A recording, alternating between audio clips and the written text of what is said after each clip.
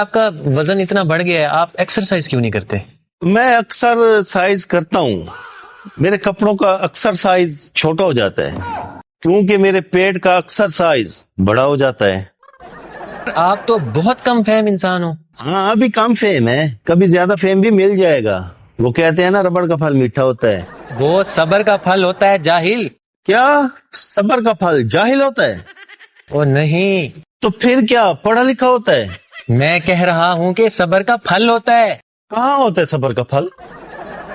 آپ 4 جماعتیں پڑھ لیتے نا، آپ کا یہ حال نہ ہوتا۔ 4 جماعتیں ہی پڑھی ہیں تبھی تو یہ حال ہے۔ اچھا، 4 جماعتوں کے بعد آپ نے تعلیم کیوں چھوڑ دی؟ میں تو آگے پڑھنا چاہتا تھا، لیکن میرا جو دوست مجھے نقل لگواتا تھا اس نے اسکول چھوڑ دیا۔ خود محنت کر لیتے تو آج کسی اچھی سیٹ پہ بیٹھے ہوتے نا۔ کیوں، یہ لیٹرین کی سیٹ ہے جس پہ آپ نے مجھے بٹھایا ہوا ہے؟